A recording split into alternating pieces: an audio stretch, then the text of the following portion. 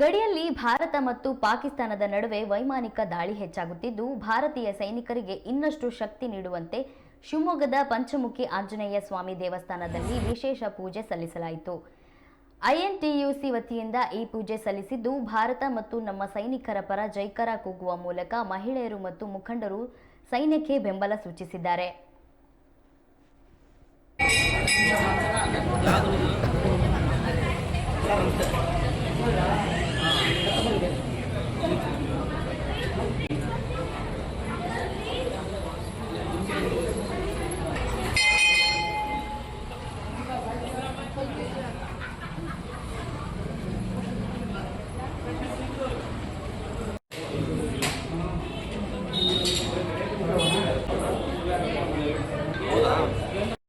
वंदे भारत माता की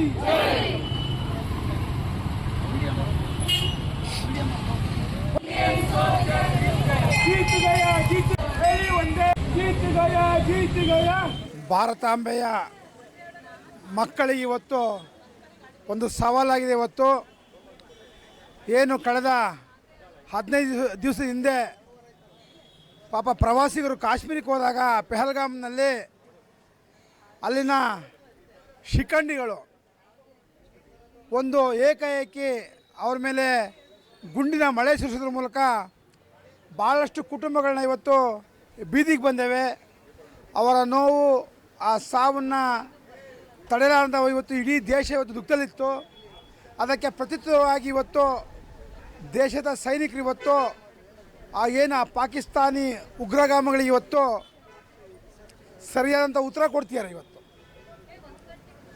ಆ ವಿಚಾರವಾಗಿ ಇವತ್ತು ನಾವೆಲ್ಲ ನಮ್ಮ ಕಾಂಗ್ರೆಸ್ಸಿಗರು INTUC ಮತ್ತು ಲೇಬರ್ ಕಾಂಗ್ರೆಸ್ ಮತ್ತು ಎಲ್ಲ ಕಾಂಗ್ರೆಸ್ನ ಅಭಿಮಾನಿಗಳು ಇವತ್ತೆಲ್ಲ ಸೇರಿಕೊಂಡು ಇವತ್ತು ನಮ್ಮ ಕವಿತಾ KPCC ಇರ್ಬೋದು, ರಾಘವೇಂದ್ರ ಇರ್ಬೋದು, ಅರ್ಚನಾ ಇರ್ಬೋದು, ರಮೇಶ್ ಎಲ್ಲರೂ ಸೇರಿ ಇವತ್ತು ಶ್ರೀ ಶಿವಮೊಗ್ಗದ ಪಂಚಮುಖಿ ಆಂಜನೇಯ ಸ್ವಾಮಿ ದೇವಸ್ಥಾನದಲ್ಲಿ ಇವತ್ತು ನಾವು ಪ್ರಾರ್ಥನೆ ಮಾಡ್ಕೊಂಡ್ವಿ. ಏನು ಪ್ರಾರ್ಥನೆ ಅಂದರೆ ಇವತ್ತು ಏನು ಏಕಾಏಕಿ ನಮ್ಮ ಮೇಲೆ ಇವತ್ತು ಒಂದು ಪಾಪ ಆ ಪ್ರವಾಸಿಗರ ಅಮಾಯಕರ ಮೇಲೆ ದಾಳಿ ಮಾಡಿ ಕೊಂದ್ರಲ್ಲ, ಆ ಉಗ್ರಗಾಮಿಗಳು ಮತ್ತು ಉಗ್ರಗಾಮಿಗಳಿಗೆ ಬೆಂಬಲ ನೀಡುವಂಥ ಆ ಪಾಕಿಸ್ತಾನಿಗಳಿಗೆ ಅವರ ರಕ್ತವನ್ನು ಬಸಿದಿ, ಅವ್ರ ರಕ್ತವನ್ನು ಇವತ್ತು ರಕ್ತದಿಂದ ನಮ್ಮ ಸೈನಿಕರ, ಭಾರತಾಂಬೆಯ ಮಕ್ಕಳ ಸೈನಿಕರ ಪಾದಕ್ಕೆ ಪೂಜೆ ಮಾಡುವಂಥ ಕೆಲಸ ಇವತ್ತು ನಮ್ಮ ಸೈನಿಕರು ಮಾಡಬೇಕಾಗತ್ತೆ.